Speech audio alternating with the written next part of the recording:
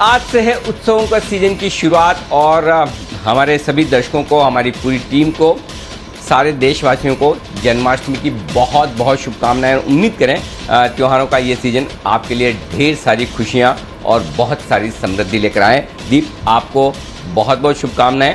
और एक वीकेंड के बाद बाजार पूरी तरह से फेस्टिवल मूड में और तैयार हैं नए उत्साह, नए जोश के साथ रिकॉर्ड बनाने के लिए।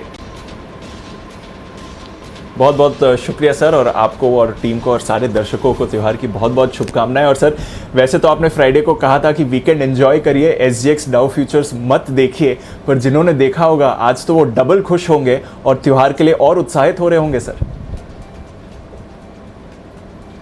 बिल्कुल दीप, उम्मीद से कहीं बेहतर प्रदर्शन अमेरिकी बाजारों का होता हुआ दिखा है और पूरे दुनिया भर के बाजारों का और हमारे यहाँ डाउ फ्यूचर्स और SGX निफ्टी का होता हुआ नजर आ रहा है। तो चलिए आज की शुरुआत करने के लिए जो सबसे इम्पोर्टेंट, सबसे अहम संकेत हैं वो एक बार आपके सामने रख दिए जाएं। SGX निफ्टी पहली बार 16,800 के पार आपको ट्रेड करता हुआ नजर आएगा और इसकी वजह है वो अमेरिका से आती हुई। साफ तौर पर फेड चेयरमैन ने कहा है कि वो ब्याज दरें बढ़ाने की जल्दबाजी में नहीं है। क्या कुछ फेड चेयरमैन ने कहा है वो विस्तार से हम अभी बात करेंगे और बताएंगे कि उनके कहने का मतलब क्या है। लेकिन मतलब अगर आपको एक आसान भाषा में समझना है तो वो साफ आप देख सकते हैं कि किस तरह से लाइफ हाई पर जाकर अमेरिकी बाजार बंद होते हुए दिखे। इससे आपको अंदाजा लग जाएगा कि उनके कहने का मतलब क्या है। तो नैस्डैक और S&P ने एक बार फिर से नया रिकॉर्ड बनाया।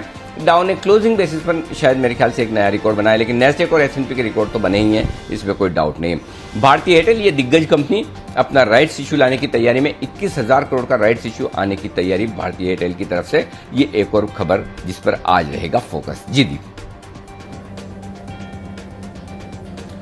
बिल्कुल सर, तो ढेरों ट्रिगर्स हैं। हफ्ते की दमदार शुरुआत के लिए हम तैयार हैं। नए रिकॉर्ड्स भी सर आपको आते हुए दिखेंगे, पर शुरुआत फेड चेयरमैन के बयान से ही करते हैं सर। और अब तक का एक्सपीरियंस यही रहा है कि जब भी फेड टेपर शब्द का इस्तेमाल करता है तो बाजार नेगेटिवली रिएक्ट करते हैं। 2015 का टेपर टैंट्रम सबको याद है सर, पर इस बार फेड चेयरमैन ने ऐसा क्या कह दिया कि टेपर शब्द सुनने के बावजूद बाजार नई ऊंचाई पर जाते हुए दिखे?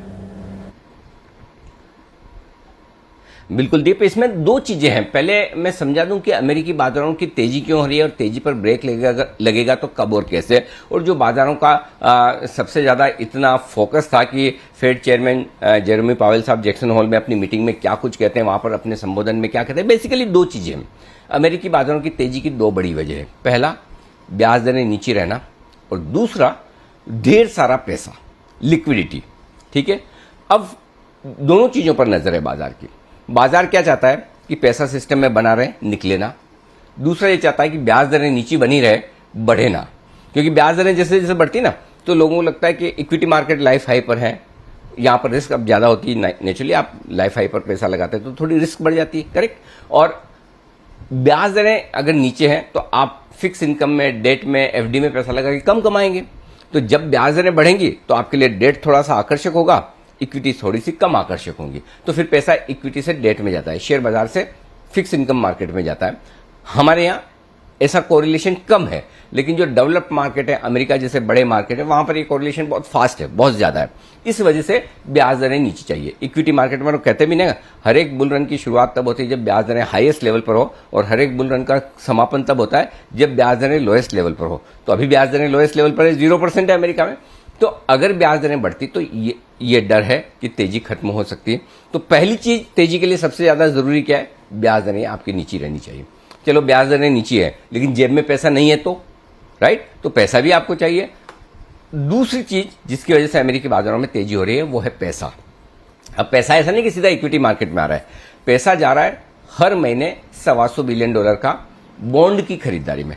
फेड ने क्या कर रखा है भाई, जिसको बॉन्ड बेचने, भाई समझो मैंने दीप को उधार दिया हुआ है, ठीक है, और अगर दीप और मुझे बॉन्ड बेचने हैं, दीप अभी लेगा नहीं लेगा, बाद में लेगा, या अगर कोई और दूसरा बायर नहीं है जो ले सकता है तो फेड कहता है कि आइए मुझे दे दीजिए, दीप से मैं बाद में लेते रहूंगा।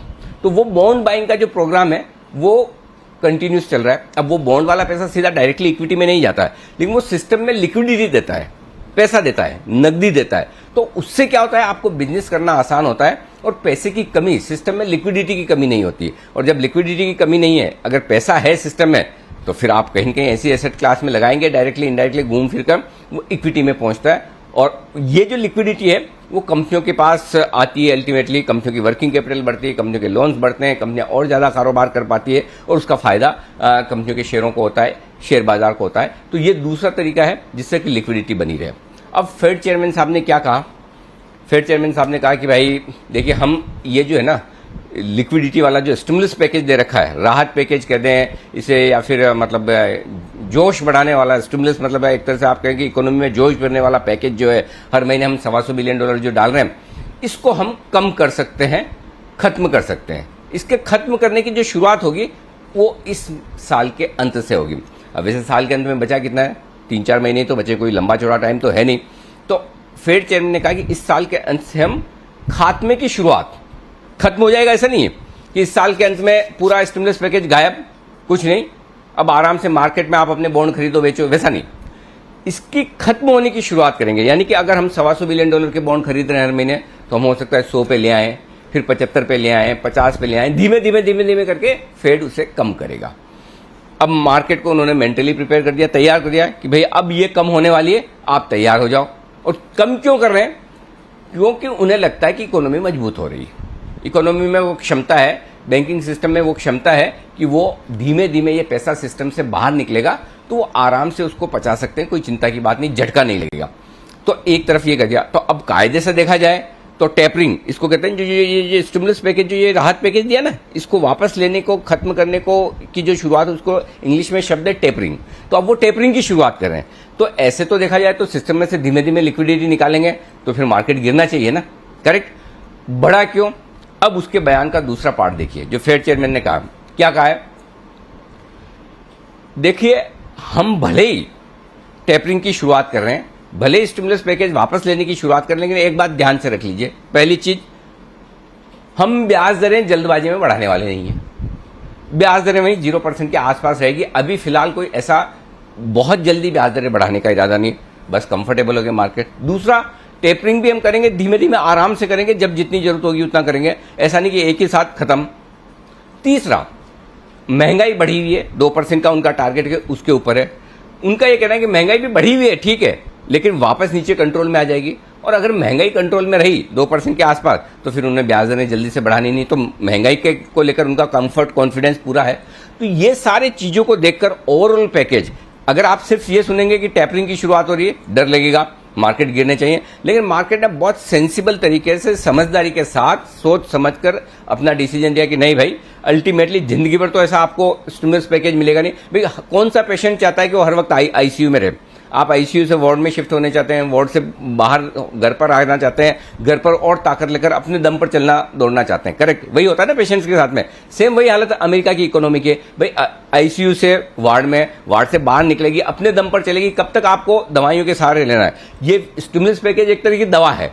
तो इस दवा को डॉक्टर ही कह रहा है कि भाई अब आप पेशेंट हैं, ठीक हो गए, अब आपको दवा की जरूरत नहीं है, तो फिर मार्केट क्यों गिरेंगे? तो ये पूरा जो हुआ है अमेरिका में शुक्रवार को, जो उनके स्पीच के बाद ये हुआ है, और उससे बाजार को एकदम कंफर्ट आएगा कि भाई इकोनॉमी बढ़िया रहेगी तो स्टिमुलस पैकेज कम होगा तो भी ब्याज दरें जल्दबाजी में नहीं बढ़ने वाली है, इन्फ्लेशन काबू में रहेगा। इसका मतलब अच्छी इकोनॉमी वाली सिचुएशन थोड़े लंबे समय तक चलेगी, और उसका नतीजा आप देख लीजिए। डाउ ने तो मजबूती दिखाई है डबल सेंचुरी की, लेकिन एसएनपी और नैस्डैक दोनों ने फिर से नया रिकॉर्ड बनाया है, इंट्राडे भी और क्लोजिंग में भी। तो पूरी तरह से अमेरिकी बाजारों के लिए जो सबसे बड़ी अहमियत वाली इवेंट थी, अब मेरे ख्याल से 16 सितंबर के आसपास शायद फेड की अगली मीटिंग है, उस पर नजर रहेगी। लेकिन तब तक के लिए आपके पास एक कंफर्ट है, मार्केट को पूरा भरोसा है कि चिंता की बात नहीं। और यही वजह इक्विटी मार्केट भी बढ़े हैं, यही वजह सोना चांदी भी बढ़कर आया है, यही वजह है कि आपके लिए कमोडिटीज के दाम भी, चाहे वो कच्चा तेल हो, बाकी मेटल्स हो, मजबूत होते हुए दिखे हैं। जी दीप।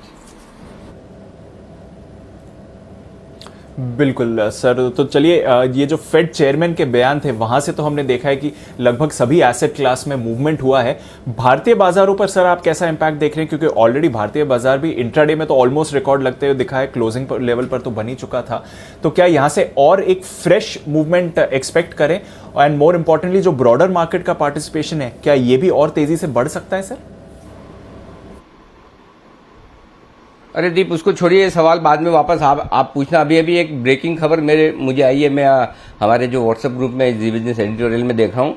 टोक्यो पैरा ओलंपिक्स में अवनी लेखारा, इन्होंने गोल्ड मेडल जीता है भाई, क्या बात है। महिलाओं की शूटिंग स्पर्धा में 10 मीटर वाली शूटिंग स्पर्धा में अवनी ने गोल्ड मेडल जीता है। ये तो बड़ी रोमांचित करने वाली खबर है, मेरे तो एकदम रोंगटे खड़े हो रहे हैं, गूज बम्स, क्या बात है, जबरदस्त। ये तो बहुत बड़ी खबर टोक्यो से आती हुई दिखी है। एक गोल्ड मेडल हमारे देश के हाथ लगा है टोक्यो पैरा ओलंपिक्स में, अवनी लेखारा। बहुत बड़ी, बहुत अच्छी और खुशी की बात है कि एक गोल्ड मेडल मिला है। बहुत बहुत बहुत खुशी की बात है। वैसे भी आप देखिए 2 silver medal, 1 bronze medal already हमारे एथलीट ले चुके हैं, और ये अपने आप में एकदम बहुत ही बड़ी बात है, बहुत ही खुशी की बात है कि एक गोल्ड मेडल और टोक्यो से हमारे पास आया है। नीरज चोपड़ा साहब के बाद उन्होंने मैन ओलंपिक में जीता है, ये पैरा ओलंपिक्स चल रहा है, इसमें भी भारत के हाथ अभी अभी एक गोल्ड मेडल मिला है। तो बहुत, मतलब मैं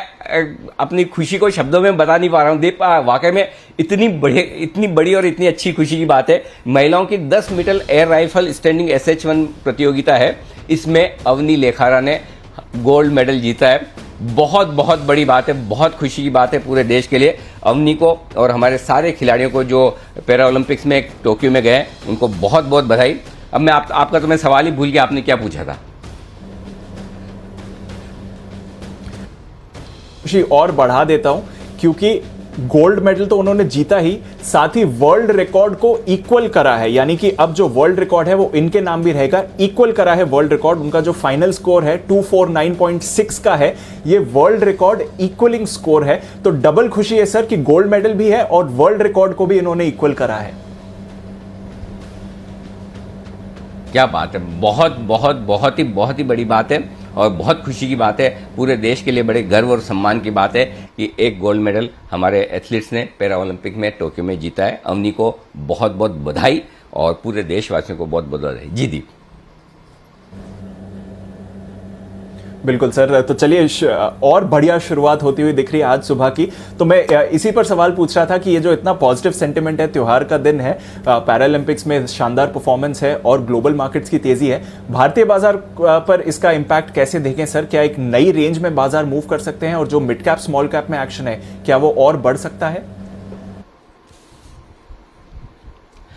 16,375 के लेवल पर एक करेक्शन पूरा करके भारतीय बाजार ऑलरेडी मजबूती के साथ बढ़ गए थे। वो एक दिन पिछले हफ्ते जो करेक्शन हुआ था उसमें काफ़ी लोग निराश हुए, मायूस हुए। हम कह रहे थे कि जब तक 16,125 के नीचे बंद ना हो तब तक बिल्कुल भी आप फील ही मत करिए कि कमजोरी है, तब तक तो आपको अपने पोर्टफोलियो में कहीं कोई टेंशन लेने की ज़रूरत ही नहीं है। अब ये अलग बात है कि निफ्टी, बैंक निफ्टी में मजबूती, निफ्टी में खासतौर से मजबूती रही, बैंक निफ्टी ठंडा है और mid cap small cap share जो कमजोर थे। अब आप देखिए शुक्रवार के सेशन में हर एक बढ़ने वाले शेयर के सामने, एक घटने वाले शेयर के सामने 2 बढ़ने वाले शेयर थे। तो धीमे धीमे उस करेक्शन के बाद मिड कैप और स्मॉल कैप शेयरों में भी रिलीफ रैली आती दिख रही है। मैं तेजी नहीं बोल रहा हूं, देखो शब्दों पर गौर करिएगा। रिलीफ रैली, राहत वाली तेजी, जो काफी ट्रेडर्स जो फंसे हुए हैं। सिंपल चीज है, देखिए दीप, हर वक्त हर मार्केट बढ़ नहीं सकते, हर एक भाव से शेयर बढ़ नहीं सकते हैं, ये ऊपर नीचे होगा, यही पार्ट ऑफ लाइफ है। और मार्केट में ये मतलब अगर आपने एक्सपीरियंस नहीं किया है तो अब कर लीजिए। तो पॉइंट सिंपल ये है कि इस तरह के उतार चढ़ाव रहेंगे। अब फिर से मार्केट में मिड कैप स्मॉल कैप शेयरों में पार्टिसिपेशन आ रहा है, ब्रॉडर मार्केट बढ़ रहे हैं। शुक्रवार को देखिए इतनी बड़ी इवेंट के पहले निफ्टी लाइफ टाइम हाई पर बंद हुआ है, इंट्राडे में भी बनाया। सेंसेक्स ने इंट्राडे में नहीं बनाया लेकिन बंद लाइफ टाइम हाई पर हुआ है। तो उस लिहाज से अगर आप देखेंगे तो मार्केट में कमजोरी कहां है? ब्रॉडर मार्केट में भले ही आपको थोड़ा बहुत कमजोरी दिख रहा हो, इंडेक्स मजबूत है। अच्छा, ब्रॉडर मार्केट में भी आप देखिए शुक्रवार के सेशन में बढ़ने वाले शेयरों की तादाद काफी जबरदस्त रही। तो संकेत धीमे धीमे वापस आ रहे हैं। फिर मैं वही कहूंगा, दोहराने वाली बात है कि अगर आपकी मिड कैप और स्मॉल कैप शेयरों में पोजीशन है 25-30%, 20% आप नीचे करेक्शन देख चुके हैं और उस करेक्शन में अगर आपका विश्वास डगमगाया हो, आपको ये फीलिंग आई हो कि मैंने गलती कर दी शेयर खरीद के या मैंने जरूरत से ज़्यादा भर लिए, तो आपको जो ये रिकवरी मिल रही है इसमें आप हल्के हो जाइए। अगर आपकी ताकत है खड़े रहने की, बचाकर रखने की, तो कहीं कोई चिंता वाली बात नहीं है। आप आराम से होल्ड करें, ब्रॉडर मार्केट का मूड माहौल भी सुधर जाएगा, आज नहीं तो कल। लेकिन अगर आपको लगता है कि उस वक्त अगर आपने जरूरत से ज्यादा ले लिए थे, तो फिर बाजार आपको एक मौका दे रहा है अपनी गलती सुधारने का। आपको लॉस में नहीं बेचना पड़ रहा है, आपको अपनी कॉस्ट प्राइस पर या फिर मुनाफे में निकलने का मौका मिल रहा है। ये भी एक अच्छी बात है और इसे एक लेसन के तौर पर लेकर आप अपने पोर्टफोलियो को रिडिजाइन कर लीजिए। कम करना है तो कम कर लीजिए। और दूसरी बात, अगर क्वालिटी स्टॉक्स नहीं खरीदे थे आपने, और होता यह है कि तेजी के ऊपरी चरण में हमेशा ये होता है कि आप फास्ट रिटर्न के लिए क्वालिटी के साथ कंप्रोमाइज करते हैं कि ठीक है थोड़ा हल्का फुल्का क्वालिटी का है ना, क्या फर्क पड़ता है, तेजी के मार्केट में सब चलता है। तो वो एक अपने आप में एक थोड़ा सा होता है वो मतलब आमतौर पर सबकी वो टेंडेंसी, और ये पहली और आखिरी बार नहीं है। पहले भी जितने बुल रन आए उसमें ऐसा हुआ है, आगे भी होगा। तो कोई बात नहीं, लेकिन मार्केट आपको एक मौका दे रहा है, ये कह रहा है कि भाई जरूरत से ज्यादा खरीदा है, कम कर लीजिए। दूसरा, कमजोर क्वालिटी के शेयर खरीदे हैं उनको बेच दीजिए, अच्छी क्वालिटी के लीजिए। सिर्फ इतना दो काम करें, बाकी अपनी पोजीशन में को बरकरार रखें। जहां तक सवाल आगे के ब्रेकआउट का है, मेरे ख्याल से दीप हमारा टारगेट तो 17,250 के आसपास का निफ्टी का है ही है। अब 17,250 का मतलब ऐसा ना समझे कि एग्जैक्टली वही है। इतने बड़े बुल रन में, इतने बड़े टारगेट्स में हो सकता है 1 से 2% ऊपर नीचे अपनी जगह हो सकता है, लेकिन ओवरऑल मार्केट एक अच्छी तेजी के लिए और आगे तैयार होता हुआ दिख रहा है। ये साफ दिख रहा है। और इसी के साथ एक चीज और दीप जो बताना चाहते हैं वो ये कि आज वॉरेन बफेट साहब का भी जन्म दिवस है, 91वां 91st बर्थडे है। और जो आपके हमारे मेरे ख्याल से दुनिया भर की पूरे जितने इन्वेस्टर्स हैं उनके सबके इतने बड़े आदर्श हैं, तो उनको भी जन्मदिन की बहुत बहुत बधाई। उनसे हमने कई सारे इन्वेस्टर्स, फंड मैनेजर्स, बड़े बड़े जो दिग्गज हैं मार्केट के, उन्होंने काफ़ी कुछ सीखा है। तो उनकी ज़िंदगी, और मैं फिर कहना चाहता हूँ हमारे दर्शकों को कि जो लोग एक अच्छा इन्वेस्टर बनना चाहते हैं वो वॉरेन बफेट साहब की ज़िंदगी को पढ़ें, समझें, जानें। वाकई में इतना कुछ आपको सीखने को मिलेगा कि आप सोच नहीं सकते। तो आज उनका भी जन्म दिवस है। हमारी पूरी टीम की तरफ से, दर्शकों की तरफ से वॉरेन बफेट साहब को, जो कि कह सकते हैं कि शेयर बाजार के भगवान हैं, पूरी दुनिया में जीते जागते भगवान हैं, उनको हमारा प्रणाम है, नमन है और शुभकामनाएं। जी दीप। बिल्कुल सर, तो एक और बड़ा इवेंट आज बाजार के लिए, वॉरेन बफेट साहब का बर्थडे है, 91 साल के आज वो हो गए हैं। 1930 में उनका जन्म हुआ था। सर, आज का सेटअप समझें उससे पहले एक छोटा सा सवाल और है, और आपके एक फेवरेट स्टॉक, बहुचर्चित स्टॉक वेदांता, 2 दिन बाद बोर्ड बैठक होने वाली है सर, डिविडेंड पर करने वाले हैं विचार, और बाजार ऑफ कोर्स काफी एक्साइटेड होगा इस खबर को देखकर। कैसे देखें सर इस खबर को? दो चीजें, इस खबर से ज्यादा मुझे इस बात को लेकर अच्छी फीलिंग आ रही कि कमोडिटीज के दाम फिर से मजबूत हो रहे हैं, आयरन ओर के दाम बढ़े हैं, स्टील मेटल्स के दाम थोड़े से बढ़ते हुए दिख रहे हैं। तो एक हल्का फुल्का टेम्पररी करेक्शन जो था वो करेक्शन खत्म करके मेटल शेयर फिर से ऊपर जाने की कोशिश कर रहे हैं। जहां तक डिविडेंड का सवाल है दीप, मुझे नहीं पता एग्जैक्टली कि पहला अंतरिम डिविडेंड है तो कितना डिविडेंड आएगा, क्योंकि पिछले साल भी डिविडेंड कोविड की वजह से शायद नहीं दिए गए थे जितना मुझे याद है। तो बड़े डिविडेंड की उम्मीद शायद बाजार को हो सकती है। हमारी टीम कैलकुलेट करके रिसर्च करने की कोशिश करेगी कि कितना कैश है। जहां तक मुझे याद है लास्ट टाइम जो मैंने देखा था, शायद उस हिसाब से हो सकता है 2-2.5% के आसपास का डिविडेंड यील्ड बैठे, यानी कि हो सकता है 6-7 रुपए के आसपास का इंटरिम डिविडेंड हो। लेकिन फिर भी कोई भी कमेंट करने के पहले एक बार हम कैलकुलेट करके देखना चाहेंगे कि कितना डिविडेंड आ सकता है। लेकिन इंटरिम डिविडेंड 1 सितंबर को बोर्ड बैठक है, तो कम से कम ये है कि स्टॉक के लिए थोड़ी सी नीचे की रिस्क कम होती हुई दिख रही है, थोड़ी अपसाइड डेफिनेटली बनेगी। जितना डिविडेंड आएगा उतना तो स्टॉक बढ़ना ही चाहिए कम से कम। तो देखते हैं डिविडेंड कितना आता है, क्या आता है, 1 तारीख को क्लियर कट पता चलेगा। लेकिन ये ध्यान रहे, ये पहला अंतरिम डिविडेंड है, फाइनल डिविडेंड नहीं है। इसके बाद भी डिविडेंड्स आने की और गुंजाइश बनी रहेगी। दूसरा ये भी देखना होगा हिंदुस्तान जिंक कब और कितना डिविडेंड देता है। इंपॉर्टेंट वो है दीप, मेरे ख्याल से 16 या 19 अगस्त को कब मीटिंग थी हिंदुस्तान जिंक की। उस मीटिंग में हिंदुस्तान जिंक ने अपना डिविडेंड की जो बोर्ड बैठक थी वो टाल दी है। तो मुझे वेदांता के साथ साथ हिंदुस्तान जिंक की डिविडेंड की बोर्ड बैठक कब होती है उस पर भी नजर रखनी, क्योंकि हिंदुस्तान जिंक जो डिविडेंड देगा वो वेदांता में आएगा, वो वेदांता का कैश फ्लो बढ़ाएगा, फिर वेदांता उस कैश फ्लो का इस्तेमाल करके खुद डिविडेंड देगा। तो मेरे लिए हिंदुस्तान जिंक का डिविडेंड भी उतना ही इंपॉर्टेंट है जितना कि वेदांता का। तो इन दोनों पर नजर रहेगी। लेकिन एक अच्छी बात है स्टॉक के लिए कि बोर्ड डिविडेंड कंसीडर करने जा रहा है 1 सितंबर को। जी दीप। बिल्कुल सर, तो कमोडिटी सुपर साइकिल चल ही रहा है और नजर रखिए इन सभी स्टॉक्स को। एक्शन वहां पर भी आपको आते हुए दिखेगा। चलिए सर, फिर एक्शन को आगे बढ़ाते हैं। बताएं आज के संकेतों को कैसे देखें। ग्लोबल संकेत पॉजिटिव साइड पे है, एफआईएस के संकेत पॉजिटिव साइड पे हैं, घरेलू फंड्स के संकेत पॉजिटिव साइड पर हैं। तो 3 संकेत पॉजिटिव साइड पर हैं। वायदा कारोबार के संकेत न्यूट्रल है, सेंटीमेंट और ट्रेंड पॉजिटिव। 6 में से 5 पॉजिटिव है और सिर्फ 1 है न्यूट्रल। ये आपके लिए संकेतों की लिस्ट। थोड़ा सा विस्तार में मैं आगे बताऊंगा, ग्लोबल तो हम विस्तार से चर्चा कर ही चुके हैं। निफ्टी 16,635 16,700 दिन के लिए मजबूत सपोर्ट के तौर पर काम करेगा। इसके नीचे जाने की संभावना तो नहीं के बराबर है, फिर भी 16,565 16,600 स्ट्रॉन्ग ब्लाइंड बाय जोन है, जहां पर अगर गलती से कभी पहुंचे तो खरीदारी करनी ही करनी है। ऊपर की तरफ 16,775 16,825 इस 50 पॉइंट की रेंज में हम शुरुआत करेंगे, वक्त बिताने की कोशिश करेंगे।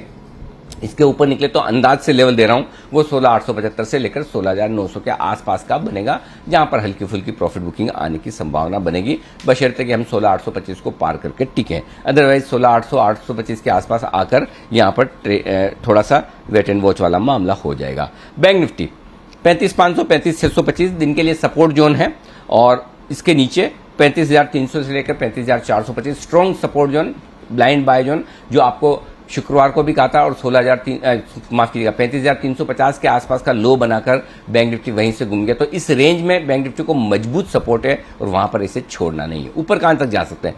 35,800 35,900 इस रेंज में शायद शुरुआत करते हुए दिखे हम कहीं, और इसको पार करके टिके तो 36,000 से लेकर 36,200 की वो रेंज है जहां प्रॉफिट बुकिंग भी करनी चाहिए और बिकवाली भी, शॉर्ट भी करना चाहिए, कोई दिक्कत नहीं। उस लेवल पर अगर आप शॉर्ट भी करें तो कोई दिक्कत वाली बात है नहीं।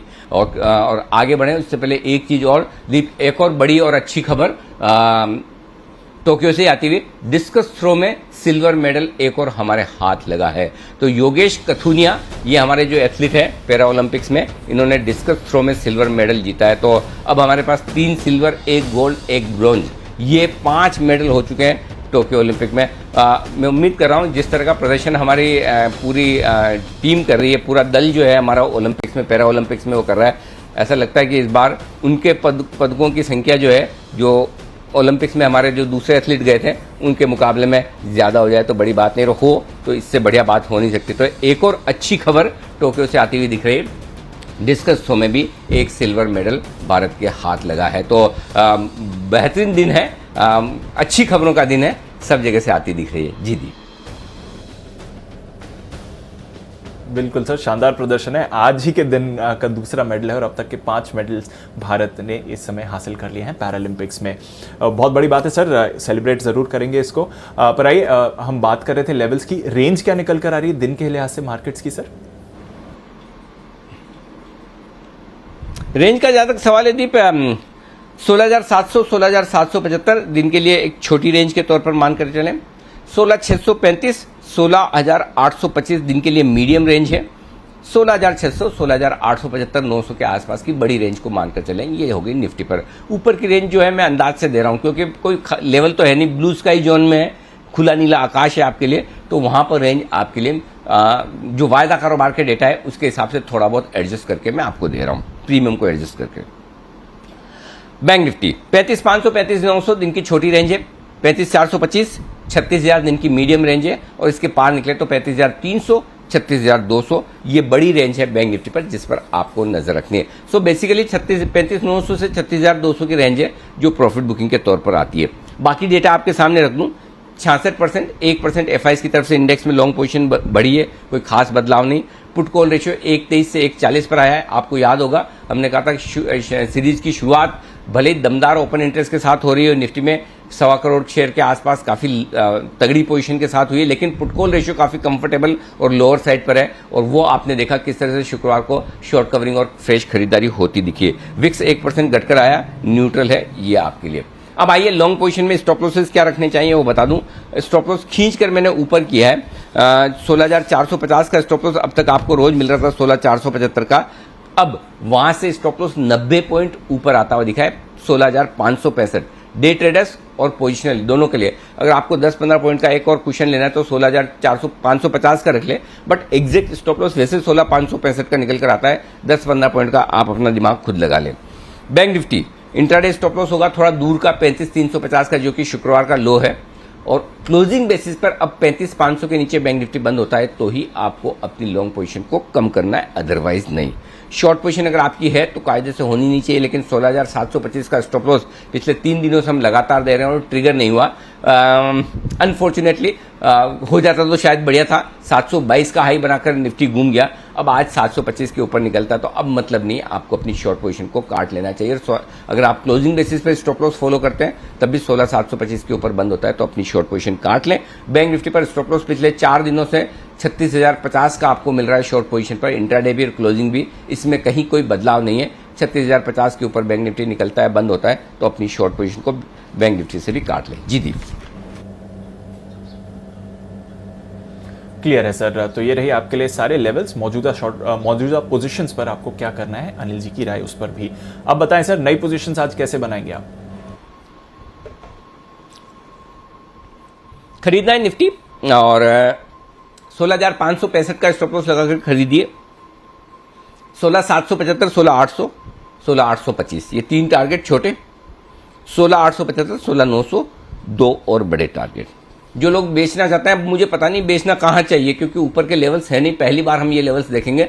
मैं अंदाज से और थोड़े दूर के लेवल देख रहा हूँ, काफ़ी दूर के नहीं, काफ़ी दूर के। 16,875, 16,900 अगर आता है तो ठीक है, नहीं आता तो छोड़ दीजिए। कौन सी हड़बड़ी, कौन सी जल्दी बेचनी है।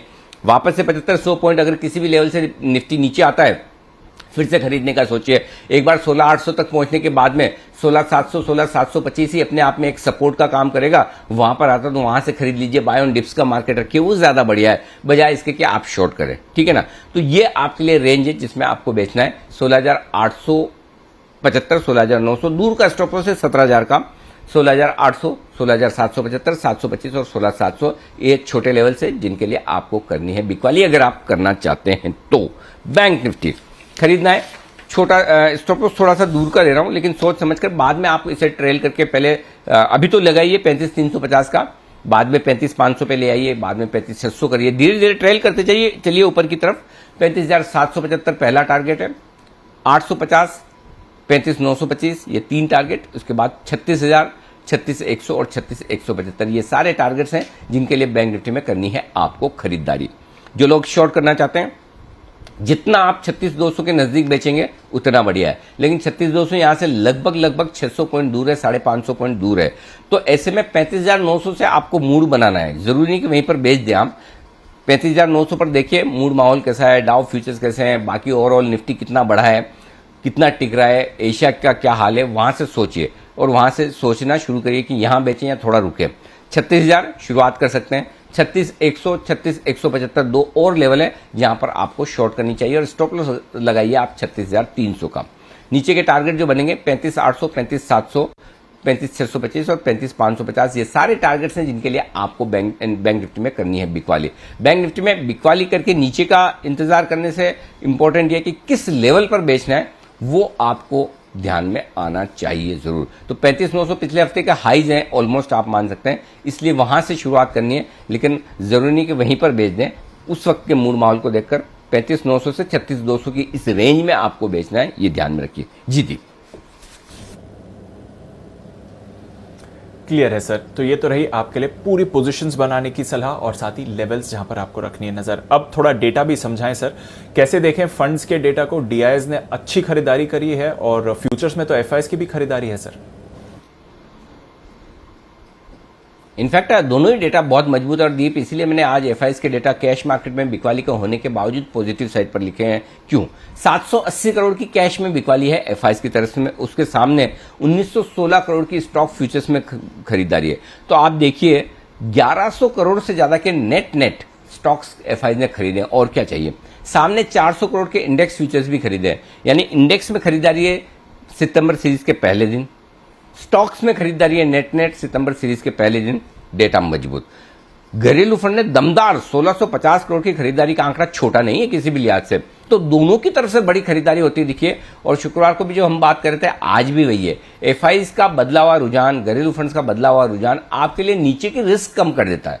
खत्म तो कभी नहीं होती, लेकिन ये कंफर्ट और कॉन्फिडेंस आपको मिलता है कि अगर नीचे आया बाजार तो बड़े इन्वेस्टर्स भी खरीदारी करने के लिए तैयार है। और इंटरेस्टिंग बात देखिए, पहले ये हो रहा था कि बड़े इन्वेस्टर्स बेच रहे थे तो हमारे ट्रेडर्स मजबूत थे, वो लगातार खरीद रहे थे। अब पिछले हफ्ते भर से थोड़ा ट्रेडर्स ढीले हो गए, और ढीले इसलिए हुए कि इंडेक्स में प्रॉब्लम नहीं है, मिड कैप स्मॉल कैप चले नहीं तो उनका मूड खराब है, तो खरीदने का मन नहीं होता।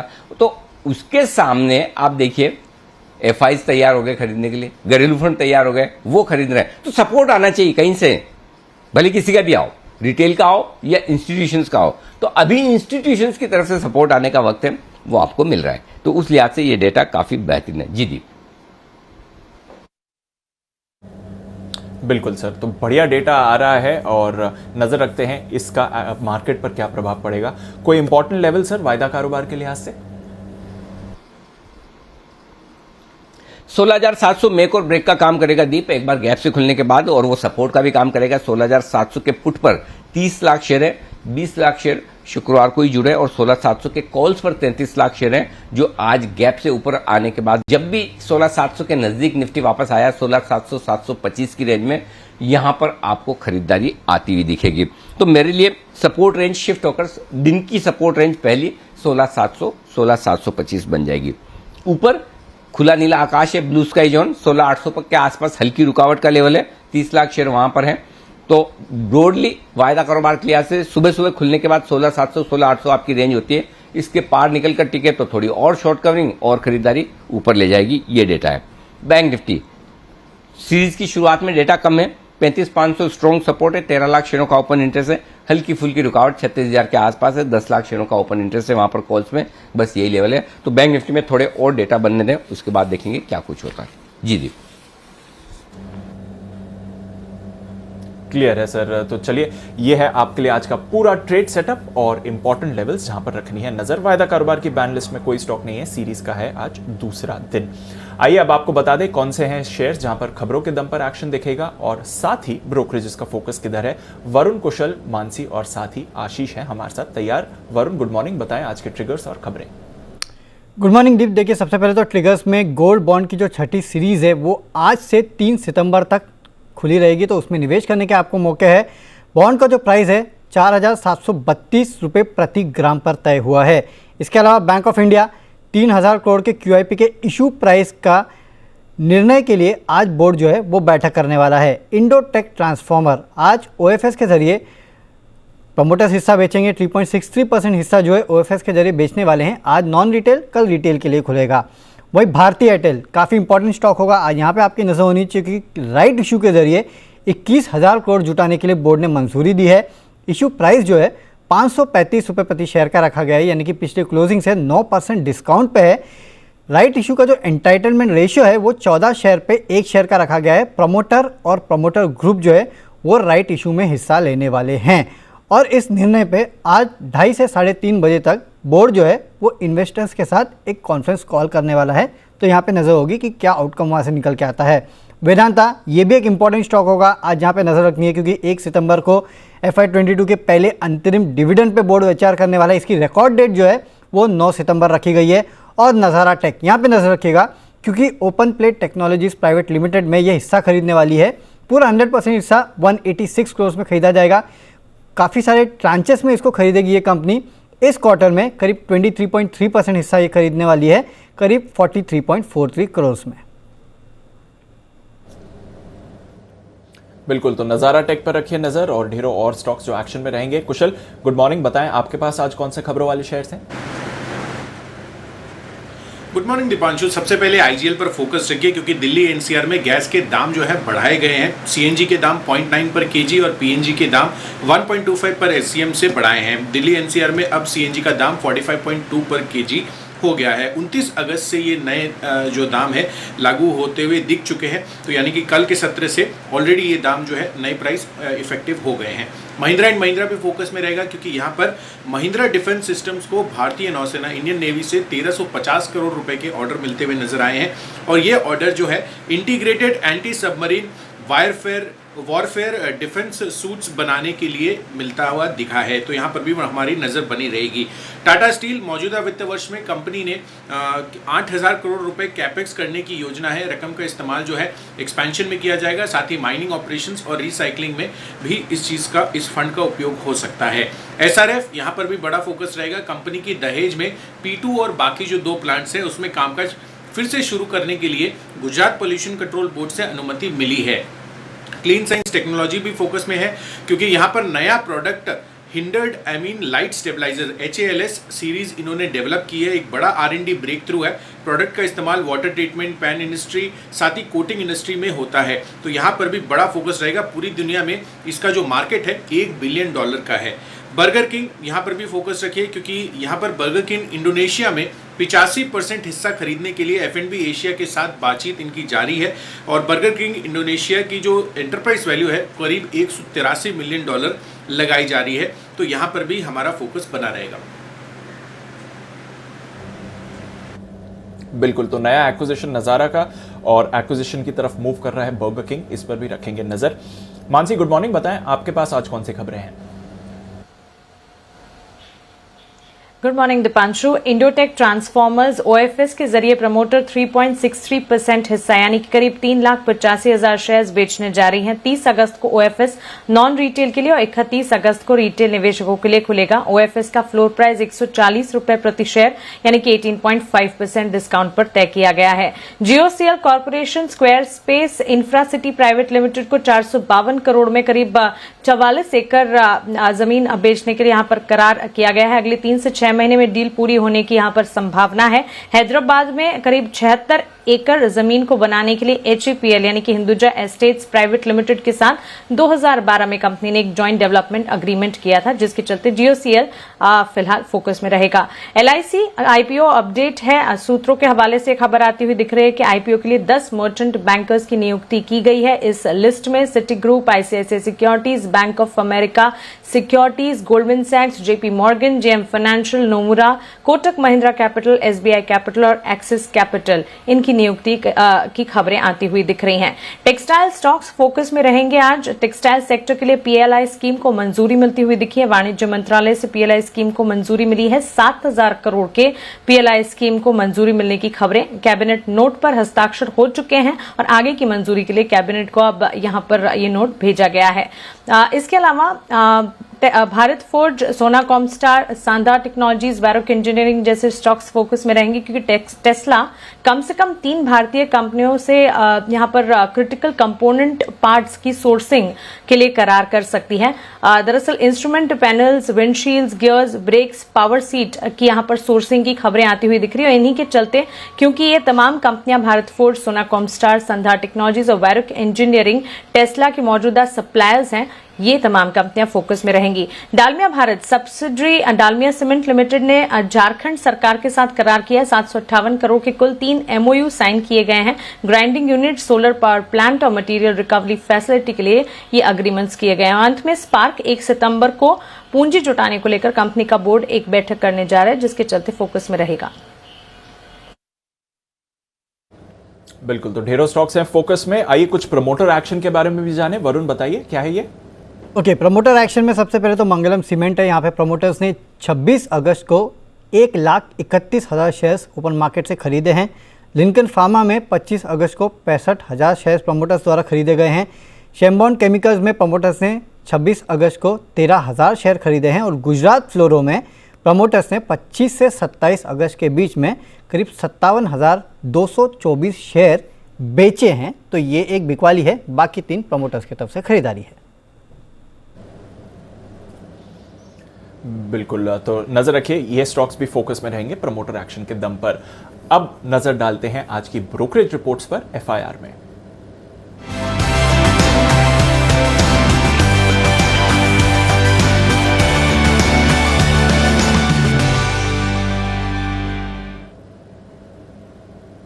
गुड मॉर्निंग आशीष, बताइए क्या कह रही हैं आज ब्रोकरेजेस?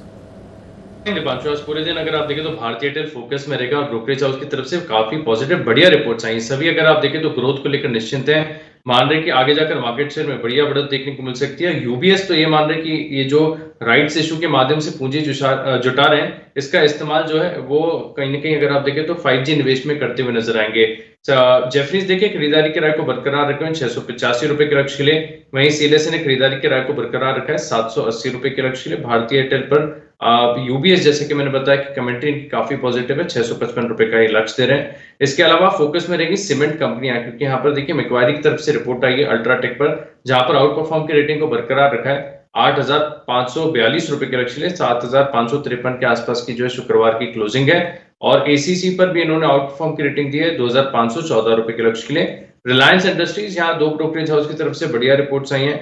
यूबीएस खरीदारी के रैंक को बरकरार रखें 2500 रुपए के लक्ष्य 2225 की शुक्रवार की क्लोजिंग है।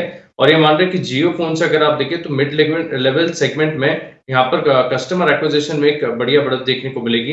मॉर्गन स्टैनली मान रहे कि इनका जो एनर्जी कारोबार है यहाँ पर ग्रोथ काफी बढ़िया, ग्लोबल पीयर्स के मुकाबले अगर आप देखें तो मौजूदा भाव पर वैल्यूएशन भी कंफर्टेबल है। इसके लिए ओवरवेट की रेटिंग को बरकरार रखा है 2270 रुपए के लक्ष्य के लिए। इसके अलावा अंत में जोमैटो यहाँ पर भी नजर रखिएगा, काफी बढ़िया रिपोर्ट्स हैं गोल्डमैन सैक्स और मॉर्गन स्टैनली की तरफ से, जहां पर कवरेज की शुरुआत की गई है। गोल्डमैन सैक्स खरीदारी के रहते हैं 180 रुपए के लक्ष्य के लिए और ये मान रहे कि बहुत ही वेल पोजीशन है। अगर आप देखें तो अपने सेगमेंट पे ग्रोथ करने के लिए स्ट्रॉन्ग मोड है, आगे जाकर बढ़िया ग्रोथ देखने को मिल सकती है। मॉर्गन स्टैनली भी अगर आप देखें तो इक्वल वेट की रेटिंग को बरकरार रखे हुए हैं। 125 की जो है शुक्रवार की क्लोजिंग है, 140 रुपए का इन्होंने लक्ष्य दिया है और मान रहे कि मौजूदा भाव के हिसाब से भी अगर आप देखें तो रिस्क एंड रिवॉर्ड बैलेंस नजर आ रहा है, जिसके चलते ऊंचा लक्ष्य दे 140 रुपए का।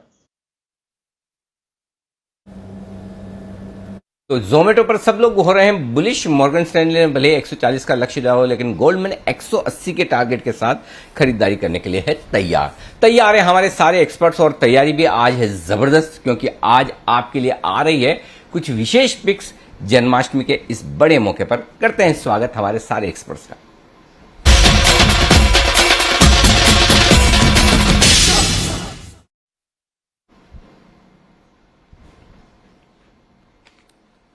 आप सबको सुप्रभात और जन्माष्टमी की ढेरों शुभकामनाएं। विश्वेश जी, करिए शुरुआत।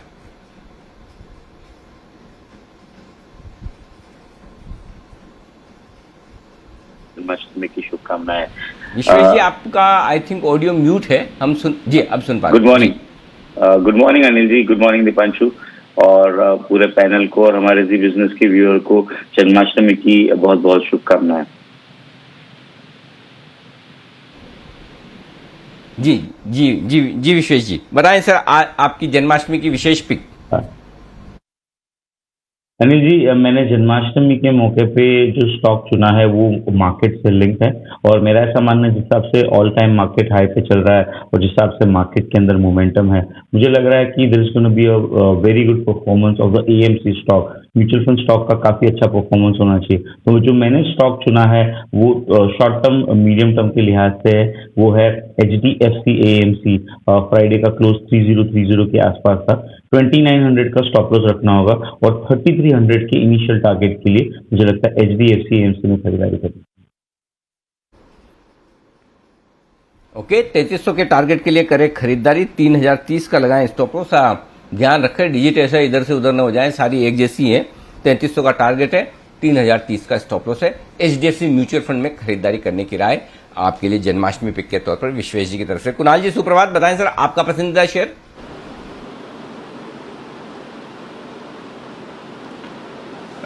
सुप्रभात अनिल जी, सुप्रभात दीपांशु, आप सभी को अनिल जी, सभी दर्शकों को, सभी पैनलिस्ट को मेरी ओर से हैप्पी जन्माष्टमी अनिल जी। और साथ ही अनिल जी पिक दूं उससे पहले आपको एक जानकारी देनी है कि यहाँ दिल्ली में अनिल जी अफवाहों का बाजार बहुत गर्म हो रखा है। अफवाहें चल रही हैं अनिल जी आपके बारे में। किस चीज की अफवाहें, क्यों मतलब क्या? तो बताएं, कुछ अच्छी है तो सच होगी और खराब है तो बिल्कुल गलत।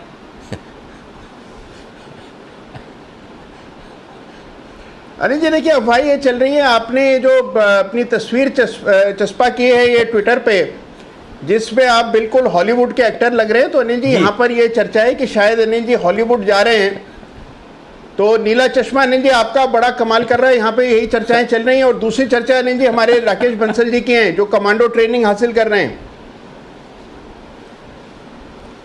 अरे जबरदस्त, मतलब बंसल जी ने तो कमाल ही कर दिया। और बाकी तो रहा सवाल, मैं तो खाली RK बैनर्स को इम्प्रेस करने के लिए कर रहा था। काफ़ी लंबे समय से खाली वो गाजर दिखा रहे हैं कि खिलाएंगे खिलाएंगे खिलाएंगे, मूवी बनाएंगे, साइन करेंगे, हो कुछ नहीं रहा है। तो मैंने सोचा एक आध पिक्चर डाल ही दी जाए, ताकि हमारे दोनों प्रोड्यूसर RK बैनर के राकेश जी, कुणाल जी थोड़े जागे और इस बारे में सीरियसली विचार करें।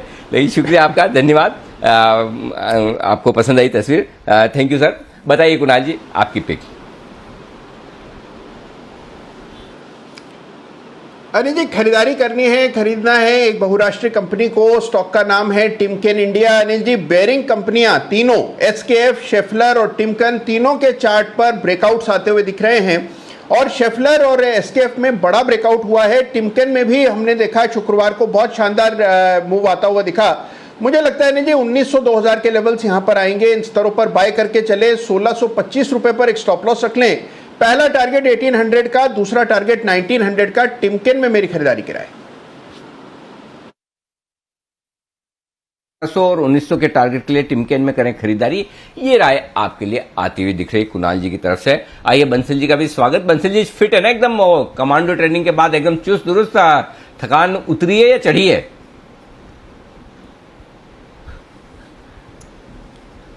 सुप्रभात अनिल जी, सुप्रभात दीपांशु। अनिल जी बिल्कुल थकावट बिल्कुल नहीं है, एकदम सब कुछ चुस्त दुरुस्त है। और अनिल जी, जिसको अनिल जी थोड़ी भी सुस्ती आ रही होगी, जो आज बिगुल बजा है, जो जन्माष्टमी पिक से पहले बिगुल बजा है, जिसको भी सुस्ती आ रही होगी अनिल जी, वो सुस्ती जो है ना चुस्ती में अपने आप कन्वर्ट हो गई होगी। बिगुल बड़ा जबरदस्त था।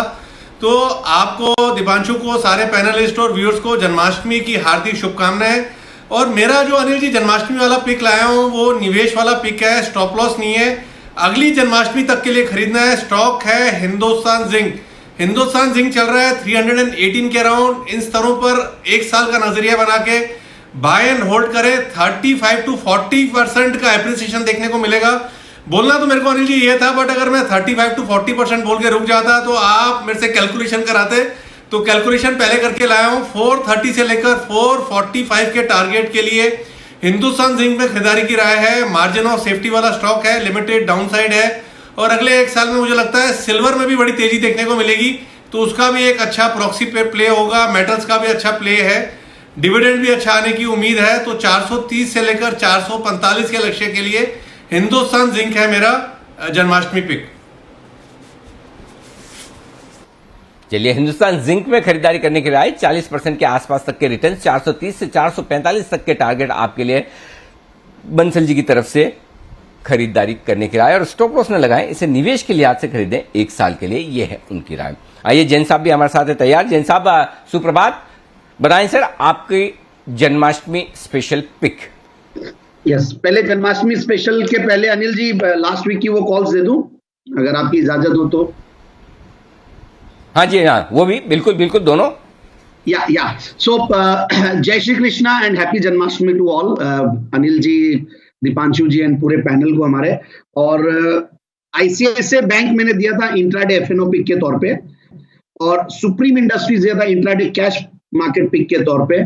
सुब्रॉस लिमिटेड जो कि एक धीमे धीमे चलने वाला स्टॉक है, वो मैंने पोजिशनल पिक के तौर पे दिया था अच्छे लेवल्स पे करेक्शन के बाद। और आईजी पेट्रो जो कि मैंने जेन साहब के जेम्स में भी दिया हुआ है, टारगेट्स अचीव हुए थे, फिर वापस से एक करेक्शन आया और बहुत अच्छे लेवल्स पे है।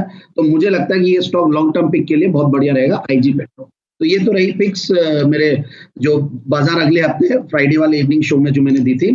अब मैं जो जन्माष्टमी के पिक के तौर पे जो स्टॉक लाया हूं, तो मैं Janmashtami pick is Anjani Portland Cement. एक बेहतरीन क्वालिटी कंपनी है और बहुत ही सस्ते वैल्यूएशंस पे अवेलेबल है। मुझे बहुत बढ़िया लगते हैं इसके फंडामेंटल्स। और चेट्टीनाड ग्रुप प्रमोटर है और साउथ में बहुचर्चित नाम है, बहुत बढ़िया काम कर रहे हैं साउथ में। और मुझे जो सबसे बढ़िया चीज लगती है, 11-12 के पी मल्टीपल पे स्टॉक अवेलेबल है, जीरो डेट कंपनी है, 32-33 का रिटर्न ऑन कैपिटल एम्प्लॉयड, 27-28 का आरओई रिटर्न ऑन इक्विटी। फिर पिछले 3 साल में जो प्रॉफिट की कैगर है वो 54% की है और जीरो डेट कंपनी है। और क्वार्टरली रिजल्ट्स भी बहुत बढ़िया थे, मतलब 19 करोड़ का पैट था पिछले जून में, उसके सामने 23 करोड़ का पैट, और पिछले 4 क्वार्टर्स में बहुत बढ़िया रिजल्ट्स दिए। 5 क्वार्टर मान लीजिए कि सब टीम से निकल के अब ये 20s में आ गई है, तो 22, 23, 24 करोड़ इस तरीके का। तो टीटीएम बेसिस पे बेस्ट साल गया इस कंपनी का। तो मुझे लगता है कि इस स्टॉक को बिल्कुल लेना चाहिए और बहुत बढ़िया कुछ इन्वेस्टर्स भी इन्वेस्टेड अगर आप उसमें देखिए, और डीआईआईज और एफआईआईज में धीरे धीरे रुझान बढ़ा रहे हैं अपना। तो ओवरऑल 75% चेट्टीनाड सीमेंट कॉर्पोरेशन का इसमें स्टेक है। कुछ नामचीने इन्वेस्टर्स भी है, डीआईआईज एफआईआईज भी धीरे धीरे बढ़ाएंगे। और मैंने इसको 2-3 बार ये स्टॉक को दिया और हर बार टारगेट्स अचीव किया है। तो मुझे लगता है कि इन लेवल्स पे ये स्टॉक बहुत बढ़िया है। ऊपर का लेवल 532 का पहले दिखाया हुआ है, तो इसलिए करेक्शन होकर आज 420 के लगभग है। तो मुझे लगता है कि 490 के टारगेट के लिए स्टॉक को बिल्कुल लेना चाहिए इस जन्माष्टमी से नेक्स्ट जन्माष्टमी तक। पोर्टलैंड सीमेंट ये है वो स्टॉक जहां पर जैन साहब की राय है जन्माष्टमी से जन्माष्टमी तक खरीदारी करने के लिए आज से 419 490 ये है आपके 419 से 490 19 से 90 तक ये जाएगा स्टॉक यहां पर खरीदारी करने की राय।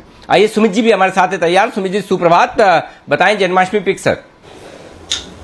नमस्कार अनिल जी, गुड मॉर्निंग। सबसे पहले तो जन्माष्टमी की आपको, पूरे पैनल को और सभी देशवासियों को बहुत बहुत शुभकामनाएं, बहुत बहुत बधाई हो। जिस तरह से भगवान श्री कृष्ण ने जन्म लेके कष्ट का निवारण किया था, उसी तरह से मेरी प्रार्थना रहेगी कि इस बार भी भगवान जी का जन्म के साथ साथ ये कोरोना नामक बीमारी से पूरे देश को एक इससे निजात मिले, इससे छुटकारा मिले और एक अच्छा माहौल क्रिएट हो। तो ये शुभकामना रहेगी और ये प्रार्थना रहेगी सभी से, भगवान से। तो अब अनिल जी जो जन्माष्टमी पिक है वो है डॉक्टर रेड्डी, जहाँ पे एक मिनट आप जन्माष्टमी पिक दें। एक मिनट सुमित जी एक मिनट सुमित जी जन्माष्टमी पिक दें उससे पहले एक चीज कहना चाहता हूँ।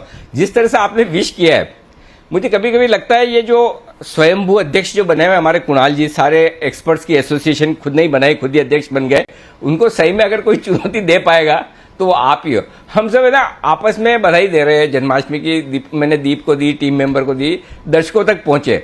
आपने सारे देशवासियों को दे डाली और देशवासियों को देने के बाद भी मतलब इतनी तगड़ी शुभकामनाएं। अब मेरे को पता नहीं ऐसा क्यों फीलिंग आ रहा है। मैं ये तो नहीं कहूँगा आप गलत प्रोफेशन में हो, ये जरूर कहूँगा कि अगर आप प्रोफेशन बदले तो और भी बढ़िया कर सकते हैं। कुणाल जी गलत कह रहा हूँ तो बताए, आपका कंपटीशन अगर किसी से है तो वो सुमित जी है खाली। ये अनिल जी कंपटीशन नहीं है अनिल जी सुमित जी भविष्य हैं इस एसोसिएशन के अनिल जी। तो सुमित जी तो भविष्य है अनिल जी, बिल्कुल सही राह पर चल रहे हैं। अच्छा, हमारे वर्तमान कह रहे हैं कि उन्हें भविष्य सुमित जी में नजर आ रहा है। जी विश्वेश जी कुछ कहना चाहते हैं। जी विश्वेश जी। अनिल जी सुमित जी का तो नहीं पता, लेकिन मैं एक चीज के लिए बहुत ही श्योर हूँ अनिल जी, आपको एक नया शो शुरू करना चाहिए और उसका नाम देना चाहिए प्रेजेंस सेंस ऑफ ह्यूमर। मेरे हिसाब से आपका जो सेंस ऑफ ह्यूमर है वो कमाल है। किसी भी चीज को कहीं से लिंक करके आप किसी भी सिचुएशन को लाइट बना सकते हो। सुबह अगर अच्छी करनी हो और अगर क्लोजिंग खराब हो रही हो तो लाइट करना हो, तो मुझे लगता है आप किसी भी मूड को अच्छा कर सकते हो। सुमित जी को मैं तो नीचे काम कर रहा था, जब आपने बोलना शुरू किया तब मैंने गौर किया कि नहीं अनिल जी ने तो क्या नोट किया है कि पूरे देश को ये तो एड्रेस कर रहे हैं। तो काबिल तारीफ अनिल जी। आप भी मुझे लगता है कि बिजनेस चैनल में नहीं होना चाहिए, आपको मेरे हिसाब से एंटरटेनमेंट में होना चाहिए। सॉरी गलती हो गई सुमित जी, मैंने ऐसा बोला आपके लिए, पता चला ये तो मुझे विश्वेश जी मुझे यहाँ से रवाना करने के चक्कर में। लेकिन विश्वेश जी आपको अच्छा लगा, थैंक यू वेरी मच, बहुत बहुत धन्यवाद। आइए सुमित जी, अब बाकी नेताओं की तरह हम आपसे आश्वासन नहीं लेंगे, एक बहुत ही बेहतरीन एक्सपर्ट की तरह आपसे एक पिक लेंगे। बताएं सर आपकी जन्माष्टमी पिक। नहीं अनिल जी, सबसे पहले तो बहुत बहुत शुक्रिया, बहुत बहुत धन्यवाद। अनिल जी कोई कंपटीशन नहीं है अनिल जी, ये पूरा देश का त्योहार है, इसके लिए मुंह से ऐसा निकला है, तो ऐसा कुछ भी ना समझे आप लोग, ऐसा कुछ नहीं है। मैं रिसर्च में बिल्कुल नहीं जी। तो अनिल जी अब जन्माष्टमी पिक जो है वो है डॉक्टर रेड्डी। अनिल जी जहां आज हर घर में डॉक्टर की जरूरत पड़ रही है, तो मेरे को लगता है कि जिस तकलीफ से डॉक्टर हमको बचा रहे हैं, उसी तकलीफ से शेयर मार्केट के अंदर भी डॉक्टर रेड्डी का शेयर हमको आने वाले समय में बचाएगा। डॉक्टर रेड्डी के अंदर एक अच्छी खासी गिरावट देखने को मिल रही है पिछले 1-2 महीने के अंदर। मेरे को लग रहा है कि ये गिरावट अब एक नई शुरुआत लेगी यहाँ से, और गिरावट के अंदर अब यहाँ से खरीदारी करनी चाहिए और आने वाले समय में एक अच्छा अपसाइड मूव हमें डॉक्टर रेड्डी के अंदर ऊपर की तरफ देखने को मिलना चाहिए। 4600 के आसपास का कल का क्लोजिंग था, खरीदारी करके चलने का सलाह रहेगा। कोई भी डिप आता है 50-100 रुपए का तो लोअर लेवल्स पे खरीदारी करें। नीचे के अंदर 4400-4300 के आसपास का सपोर्ट है, वो सपोर्ट नहीं टूटने चाहिए, तो उसको ट्रेडिंग के लिहाज से स्टॉप लॉस मान सकते हैं। पोजिशनली इसके अंदर स्टॉप लॉस नहीं लगाएं, होल्ड करें। आने वाले समय के अंदर कैश में जो लोग खरीदारी करते हैं, ये स्टॉक इमीडिएटली ट्रेडिंग के लिहाज से 4800 से 5000 के लेवल दिखाएगा। ये ट्रेडिंग के टारगेट्स होंगे। 5000 का साइकोलॉजिकल लेवल जैसे ही ब्रेक करेगा तो 5400 से 5500 के लेवल आने वाले साल भर के अंदर डॉक्टर रेड्डी के अंदर देखने को मिल सकते हैं। तो मेरी तरफ से खरीदारी करके चलने का सलाह रहेगा डॉक्टर रेड्डी के अंदर। डॉक्टर रेड्डी है तैयार तेजी के लिए, खरीदारी करें 4800 और 5000 के टारगेट के लिए।